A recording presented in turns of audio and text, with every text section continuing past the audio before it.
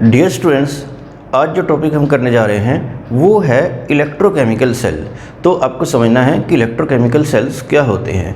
ये वो सेल्स होते हैं जिसमें केमिकल एनर्जी इलेक्ट्रिक एनर्जी में या इलेक्ट्रिक एनर्जी केमिकल एनर्जी में कन्वर्ट होती हो। तो जो अरेंजमेंट्स है which are used for interconversion of chemical energy and electric energy, these are called as electrochemical sales.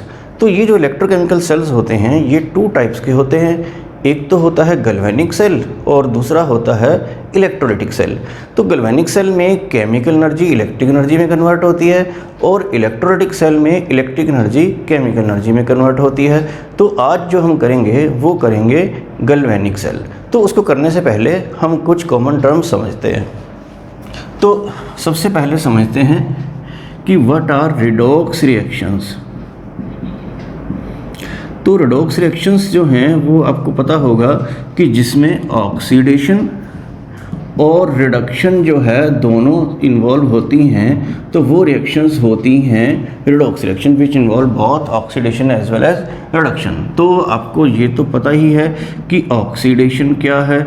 Oxidation जो है which involve loss of electron. तो इसका कोई एग्जांपल दे देते हैं, जैसे ये जिंक है, ये इलेक्ट्रॉन जब लूज़ करता है तो इसके ऊपर 2 इलेक्ट्रॉन लूज़ करेगा तो 2 पॉजिटिव चार्ज आ जाएगा, तो ये होगी ऑक्सीडेशन। और इसी तरह से रिडक्शन क्या होगी, which involve gain of electron.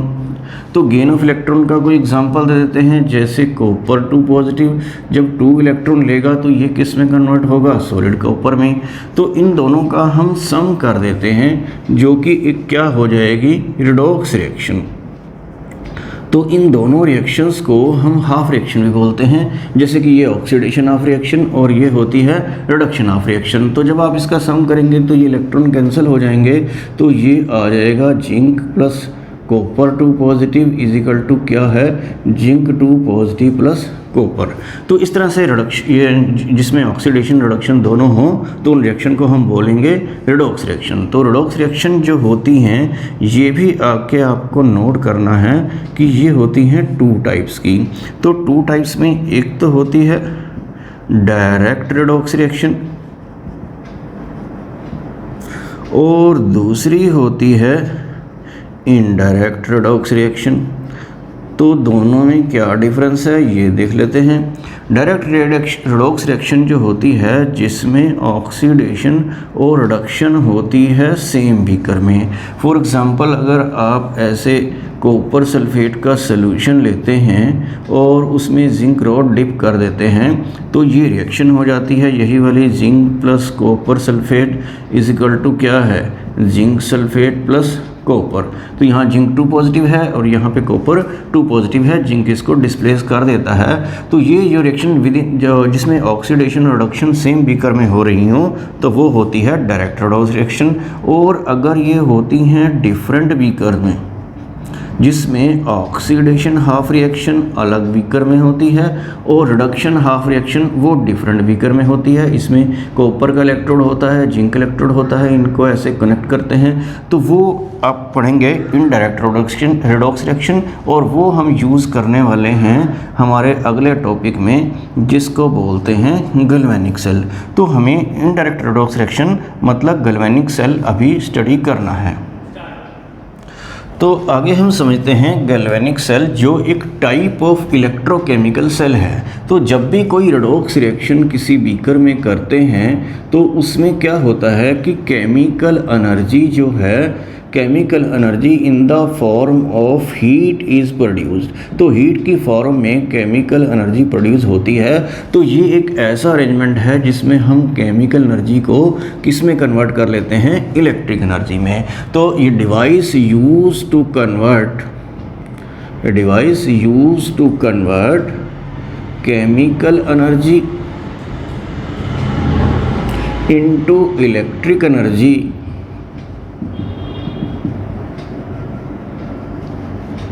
is called as galvanic cell और वोल्टेक सेल भी इसको बोलते हैं। तो इसमें मैं आपको एक जिंक और कॉपर वाला इलेक्ट्रोड्स का एग्जांपल लेकर वो समझाऊंगा कि इसकी कंस्ट्रक्शन कैसे होती है। तो आगे देखते हैं कंस्ट्रक्शन ऑफ गैल्वेनिक सेल। तो इसमें हम क्या करेंगे, 2 बीकर्स लेते हैं और उनको अलग अलग फिल करते हैं अलग अलग सोल्यूशन से। तो इसकी कंस्ट्रक्शन और वर्किंग भी आपको इसी में ध्यान से समझनी है कि फर्स्ट बीकर में हम ले लेंगे जिंक सल्फेट का सोल्यूशन, तो ये जनरली 1 मोलर लेते हैं, और दूसरे बीकर में ले लेंगे हम 1 मोलर कॉपर सल्फेट सोल्यूशन। तो जिंक वाले सल्फेट वाले सोल्यूशन में हम एक जिंक रोड रख देंगे और कॉपर सल्फेट वाले सॉल्यूशन में कॉपर रोड को रखेंगे।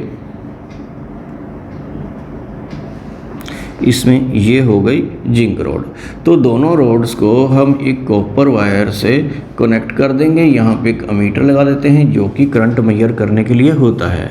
तो इसमें यहाँ पर एक यू शेप ट्यूब और लगानी पड़ती है जिसमें एक कंसंट्रेटेड सॉल्यूशन होता है किसी इलेक्ट्रोलाइट का, जैसे कि K2SO4 ले सकते हैं या और भी कोई चीज़ ले सकते हैं। इसको ये जेल फॉर्म में इसको लेते हैं और इसको बोलते हैं सॉल्ट ब्रिज। तो इसके बारे में हम आगे स्टडी करेंगे। और ये यहाँ पर ऐसे डिप होता है इस तरीके से। तो इसमें आपको क्या बोलना है, let us take 2 beakers and fill them separately with the solution of zinc sulphate and copper sulphate, place a zinc rod in zinc sulphate solution and copper rod in a copper sulphate solution and both the rods are connected by a copper wire through an ammeter as shown in figure. तो इस तरह से आपको note भी कर लेना है। आगे लिखना है both the solutions are connected by a U shape tube made by K2SO4 और KCl और KNO3, this is called as salt bridge. तो इतना सब कुछ करने के बाद आपको देखना है कि आगे इसमें होता क्या है। तो जब ये सारा आप सेटअप लगा देंगे तो सबसे पहले जिंक रोड से कुछ जिंक एटम जो होंगे, ये जिंक सल्फेट हम इधर लिख देते हैं। इसमें जो जिंक एटम हैं तो वो क्या है, वो इलेक्ट्रॉन लूज़ करना शुरू करेंगे। तो इस तरह से ये लॉस ऑफ इलेक्ट्रॉन क्या होता है, ऑक्सीडेशन। तो जिंक एटम जब इलेक्ट्रॉन लूज़ करेंगे तो इलेक्ट्रॉन तो इधर से इधर जाएंगे और जिंक आयन जो है वो कहाँ आ जाएंगे, सोल्यूशन में आ जाएंगे। तो उसके बाद जब इलेक्ट्रॉन यहाँ से मूव करते जाएंगे तो यहाँ पर क्या है, कॉपर सल्फेट का सोल्यूशन है। कॉपर सल्फेट में क्या है, कॉपर आयन भी है और सल्फेट आयन भी है। तो वो इलेक्ट्रॉन कॉपर आयन लेंगे और वो सॉलिड कॉपर में कन्वर्ट हो जाएगा और कॉपर इस कॉपर रोड के ऊपर डिपॉजिट होना शुरू हो जाता है। तो ये जो गेन ऑफ इलेक्ट्रॉन होता है ये क्या होता है, रिडक्शन। तो इस तरह से ये रिएक्शन होती है। तो उसके बाद क्या होता है, उसके बाद आप देखेंगे कि यहाँ पर जब कॉपर आयन जो है कॉपर में कन्वर्ट हो गए तो सल्फेट आयन जो है वो एक्सेस में हो जाते हैं। और इधर आपको याद है कि जिंक सल्फेट के सोल्यूशन में जिंक आयन और सल्फेट आयन तो थे ही, और जब जिंक रोड से जब जिंक एटम इलेक्ट्रॉन लूज करते थे तो वो जो जिंक आयन आते थे ये एक्स्ट्रा आ जाते थे। तो ये सल्फेट आयन इस सॉल्ट ब्रिज के थ्रू मूव करके इस जिंक आयन से मिलेंगे और यहाँ पर सोल्यूशन जो है वो क्या हो जाएगा, न्यूट्रल हो जाएगा। तो इस तरह से इधर इलेक्ट्रॉन्स की मूवमेंट रहेगी और इधर सल्फेट आयन की मूवमेंट इधर रहेगी। तो इस तरह से ये सेल वर्क करता रहेगा जब तक ये रिएक्शन पॉसिबल है। तो यहाँ पर आप देख रहे हैं कि इलेक्ट्रॉन्स जो हैं जिंक वाली साइड से इधर की तरफ मूव करते हैं। तो यहाँ पर ये सॉल्ट ब्रिज का रोल भी हमें आगे स्टडी करना है। और ये कि आपको याद रखना है कि इधर जिस पर ऑक्सीडेशन होती है उस इलेक्ट्रोड को तो बोलते हैं एनोड, और जिस पर रिडक्शन होती है उसको बोलते हैं कैथोड। और यहाँ पे एक बात आपको और नोट कर लेनी है कि इलेक्ट्रॉन्स जो हैं यहाँ पर, क्योंकि ये इलेक्ट्रॉन को इधर रिलीज़ कर रहा है और कॉपर रोड इलेक्ट्रॉन को क्या कर रहा है, अट्रैक्ट कर रहा है, तो इसको हम पॉजिटिव पोल कहते हैं। और क्योंकि ये इलेक्ट्रॉन को रिपेल कर रहा है, रिलीज़ कर रहा है, तो इसको हम नेगेटिव पोल कहते हैं। तो इसको हम ये नहीं ध्यान रखना है कि एनोड पर वैसे तो पॉजिटिव चार्ज होता है, ये चार्ज नहीं है, it act as a negative pole. तो इस तरह से इलेक्ट्रॉन की मूवमेंट तो रहती है नेगेटिव टू पॉजिटिव, लेकिन जो करंट की डायरेक्शन बताई जाती है वो पॉजिटिव टू नेगेटिव होती है और उसको बोलते हैं कन्वेंशनल करंट। तो इस तरह से कन्वेंशनल करंट की डायरेक्शन अपोजिट रहती है। और इसमें एक और भी बात है कि जैसे जैसे ये जिंक रॉड आगे एटम इलेक्ट्रॉन, ये जिंक के एटम इसमें इलेक्ट्रॉन को लूज़ करते जाएंगे तो इसका वेट जो है वो क्या होता जाएगा, डिक्रीज़ होता जाएगा, और कॉपर रॉड का वेट जो है वो क्या होगा, इंक्रीज़ होगा। तो इस तरह से आपको ये इलेक्ट्रोकेमिकल सेल के बारे में पढ़ना है और इसके कुछ मेन फीचर्स अभी हमें आपको बताने हैं। तो आगे main features of galvanic cell आप नोट कर लीजिए। वैसे उसमें डायग्राम में आपको समझ में आ गए होंगे, तो इसमें कुछ पॉइंट्स लिखने होते हैं ताकि आप एग्ज़ाम में कुछ प्रॉपरली इसको एक्सप्लेन कर सकें। तो फर्स्ट पॉइंट आपने लिखना है, the zinc rod at which oxidation take place is called as anode and copper rod at which reduction take place is called as cathode. तो ये वाला पॉइंट आपको पता ही है कि जिंक रॉड जिस पे ऑक्सीडेशन होती है उसको हम एनोड बोलते हैं और जिस पर रिडक्शन होती है उसको कैथोड बोलते हैं। तो दूसरा पॉइंट हम ले रहे हैं इसकी रिएक्शंस के बारे में। तो जिंक रॉड पर होती है ऑक्सीडेशन हाफ रिएक्शन, तो जिसमें जिंक 2 इलेक्ट्रॉन लूज़ करता है, और कॉपर रॉड पर होती है रिडक्शन हाफ रिएक्शन। तो उनको जो सम कर देते हैं, जो सम मैंने अभी किया था, तो वो एक ओवरऑल रेडॉक्स रिएक्शन आ जाती है। तो आपको बताना है कि इसमें ओवरऑल रेडॉक्स रिएक्शन कौन सी होती है। तो आपको पता है कि जिंक कॉपर आयन से रिएक्ट करके zinc ion plus solid copper में कन्वर्ट होता है। तो ये इसमें पर्टिकुलर रिएक्शन होती है जो इन 2 हाफ रिएक्शंस का सम करके आती है। तो ये भी आपको समझ में आ गया होगा। और थर्ड पॉइंट देख लेते हैं। थर्ड पॉइंट में ये बताना है कि जिंक रॉड जो है, जो इलेक्ट्रॉन लूज़ करता है तो it act as a negative pole, तो इसको हम नेगेटिव पोल बोलते हैं, और कॉपर को हम बोलते हैं पॉजिटिव पोल। तो इसका रीज़न मैंने आपको बता दिया था। और नेक्स्ट पॉइंट देख लेते हैं कि जो इलेक्ट्रॉन्स की मूवमेंट जो है that is from negative pole to positive, negative to positive है, बट कन्वेंशनली उसको बोलते हैं कन्वेंशनल करंट। तो कन्वेंशनल करंट में अपोजिट डायरेक्शन बताई जाती है, that is from positive pole to negative. तो करंट की डायरेक्शन के बारे में आपको बताना है। हालांकि इलेक्ट्रॉन की मूवमेंट जो है वो नेगेटिव टू पॉजिटिव ही है। तो उसके बाद आपको एक पॉइंट और बताना है कि राइट बीकर में आपको इसको लेफ़्ट बीकर बोलते हैं, इसको राइट बीकर बोलते हैं। तो राइट बीकर जिस पे रिडक्शन हो रही है तो वहाँ पर क्या हो रहा है, एक्सेस ऑफ सल्फेट आयन हो जाते हैं। एक्सेस ऑफ सल्फेट आयन जब हो जाते हैं तो उससे क्या होता है, और लेफ़्ट साइड में जो है वो क्या है, जिंक आयन एक्सेस में हो जाते हैं। तो जिंक आयन एक्सेस में होने से उसके बाद क्या होता है कि movement of sulphate ion take place from right beaker to left beaker to maintain electric neutrality, ताकि दोनों साइड के सोल्यूशन जो हैं वो क्या हो जाएं, न्यूट्रल हो जाएं। तो ये भी एक पॉइंट है। और लास्ट पॉइंट में आपको क्या नोट करना है, as the cell work the weight of zinc rod decreases, तो जिंक रॉड का वेट जो है वो डिक्रीज होने लगता है, and that of copper rod जो है, the weight of copper rod increases, क्योंकि उसके ऊपर और कॉपर डिपॉजिट होता है। तो मेन फीचर्स में ये 6 पॉइंट आपको अपने वर्ड्स में लिखकर एक्सप्लेन करने हैं। तो इस तरह से ये हो जाएगा गैल्वेनिक सेल के मेन फीचर। उसके बाद हमें आगे सॉल्ट ब्रिज भी डिस्कस करना है। तो आगे हमें देखना है कि इस गैल्वेनिक सेल में सॉल्ट ब्रिज क्या है और उसका फंक्शन, उसका रोल इस गैल्वेनिक सेल में क्या रहता है। तो सॉल्ट ब्रिज को अगर आपको लिखना है इसके बारे में कि ये क्या है, तो आप लिखेंगे it is a U shape tube containing concentrated solution of K2SO4, और इसमें KCl और KNO3 भी ले सकते हैं। अगर एक सब्सटेंस होता है या उसकी जगह पे ले सकते हैं जेलेटिन, तो इससे क्या होता है कि वो थोड़ा गाढ़ा हो जाता है, जेल फॉर्म में आ जाता है और वो यहाँ से नीचे नहीं गिरता है।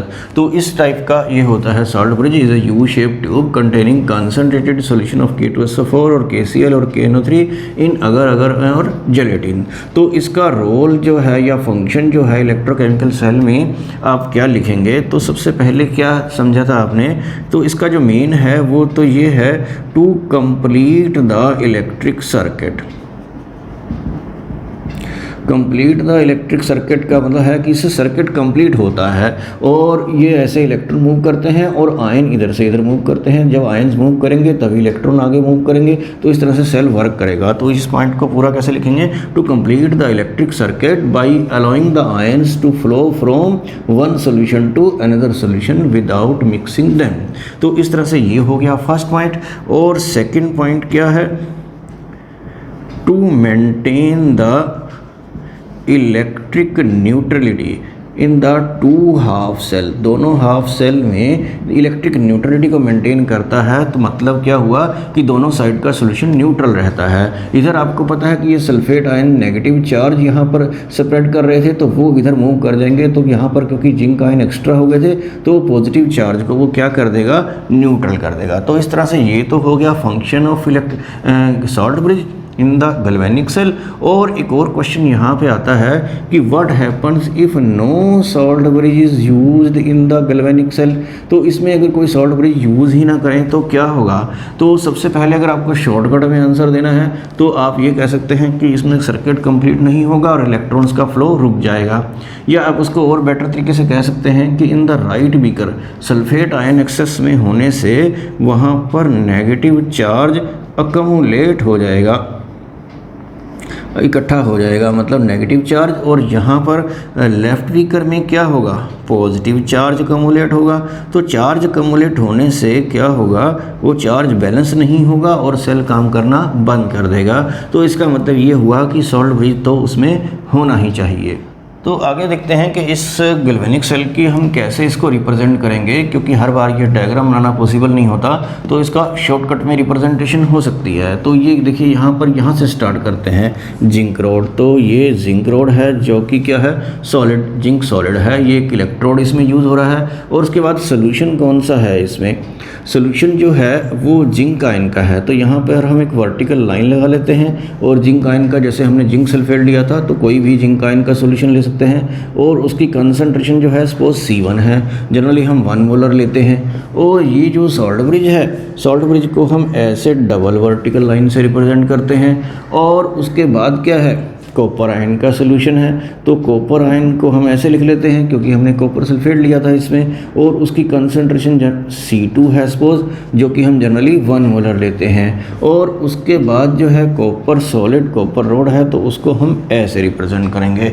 तो यहाँ पे आपको याद ये रखना है कि जिस इलेक्ट्रोड पर ऑक्सीडेशन होती है that is written on left hand side, और जिस इलेक्ट्रोड पर रिडक्शन होती है that is written on right hand side. तो यहाँ पे ये बताया जा रहा है कि ये जिंक आयन में कन्वर्ट हो रहा है और कॉपर आयन कॉपर में कन्वर्ट हो रहे हैं। और जो single vertical line represent face boundary, single vertical line जो है वो फेस बाउंड्री को रिप्रेजेंट करती है, मतलब ये सॉलिड फेस है, ये लिक्विड फेस है। तो इनकी सेपरेशन के लिए हम एक लाइन लगाते हैं। और जो डबल वर्टिकल लाइन है दैट रिप्रेजेंट सॉल्ट ब्रिज, तो वो सॉल्ट ब्रिज को रिप्रेजेंट करती है। और C1 and C2 represent the concentration of zinc ion and copper ion respectively. तो ये भी आपको इसमें मेंशन करना होता है।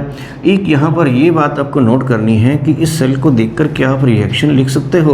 तो जैसे जिंक आयन में कन्वर्ट हो रहा है, तो रिएक्शन में जिंक आप लेफ्ट साइड में लिखेंगे और जिंक आयन राइट साइड में लिखेंगे। और कॉपर आयन कॉपर में कन्वर्ट हो रहे हैं, तो इसका मतलब कॉपर आयन तो लेफ्ट साइड में और कॉपर जो है वो राइट साइड में लिखेंगे। तो इस सेल को देखकर अगर आपको रिएक्शन लिखनी है तो दिस प्लस दिस लिखना है is equal to this plus this, इस तरीके से। और आपको ये भी प्रैक्टिस कर लेनी है कि आप रिएक्शन को देखकर सेल लिख पाएँ। जिंक जो है जिंक आयन के सोल्यूशन में डिप होगा क्योंकि यहाँ पर ऑक्सीडेशन हो रही है, और इन दोनों को एक साथ इस तरीके से लिखना है। तो इस तरह से आपको समझना है कि गैल्वेनिक सेल को शॉर्टकट में कैसे रिप्रेजेंट किया जाता है। तो आगे देखते हैं difference between galvanic cell and electrolytic cell. तो गैल्वेनिक सेल आपने अभी समझा है, इलेक्ट्रोलाइटिक सेल थोड़ा सा इसमें समझ लीजिए ताकि आप इन दोनों में डिफरेंस क्लियर से लिख पाएंगे। तो इलेक्ट्रोलाइटिक सेल के लिए मैं आपको एक एग्जांपल दे देता हूँ। सपोज कोई इलेक्ट्रोलाइट जैसे कि NaCl ले लेते हैं, उसका आप मोल्टन स्टेट में लेते हैं और यहाँ पर 2 इलेक्ट्रोड लेते हैं इस टाइप से, एक पॉजिटिव एक नेगेटिव। यहाँ पर पॉजिटिव जो है वो एनोड होता है और नेगेटिव जो है वो कैथोड होता है, उसका अलग है सिस्टम। तो इस तरह से यहाँ पर आप इलेक्ट्रिसिटी सप्लाई करते हैं ताकि ऑक्सीडेशन रिडक्शन रिएक्शन हो जाए। तो ये पॉजिटिव वाला नेचुरली नेगेटिव की तरफ और नेगेटिव वाला पॉजिटिव की तरफ चलेगा, तो ये पॉजिटिव नेगेटिव की तरफ जाएगा। तो एट कैथोड जो है वो क्या होने वाला है, कैथोड पर क्या होगा, ये पॉजिटिव आयन इलेक्ट्रॉन गेन करके इसमें सोडियम में कन्वर्ट हो जाएंगे, ये एक जस्ट एग्जांपल है। और एनोड पर क्या होने वाला है, Cl नेगेटिव जो है वो इलेक्ट्रॉन लूज़ कर देगा, तो यहाँ Cl बन जाएगा। तो इसको मैं 2 लगा लेता हूँ ताकि Cl2 आप समझ सकें कि क्लोरीन जो है वो Cl2 की फॉर्म में होती है। तो अनोड पे आप देख रहे हैं ऑक्सीडेशन हो रही है, लॉस ऑफ इलेक्ट्रॉन, और कैथोड पर रिडक्शन हो रही है, गेन ऑफ इलेक्ट्रॉन। उस सेल में भी ऐसा ही होता था, लेकिन इसमें आप इलेक्ट्रिक एनर्जी देकर आप कोई केमिकल रिएक्शन करा रहे हैं। तो इसका जो डिफरेंस आप लिखेंगे तो उसमें आप पहले मैं वो बता देता हूँ, जो गैल्वेनिक सेल है और ये जो मैंने बनाया है एक शॉर्ट में, ये इलेक्ट्रोलाइटिक सेल है। तो इसमें जो फर्स्ट डिफरेंस रहेगा, गैल्वेनिक सेल में आपको क्या पता है कि केमिकल एनर्जी जो है वो किस में कन्वर्ट हो रही है, इलेक्ट्रिक एनर्जी में। और इलेक्ट्रोलाइटिक सेल में क्या हो रहा है, इलेक्ट्रिक एनर्जी जो है वो किस में कन्वर्ट हो रही है, केमिकल एनर्जी में। तो मेन डिफरेंस तो यही है इसमें, जो आप यहाँ से समझ पा रहे हैं। और दूसरा जो डिफरेंस है वो गैल्वेनिक सेल में जो रिएक्शन होती है वो स्पॉन्टेनियस होती है, मतलब ये अपने आप चलती रहती है।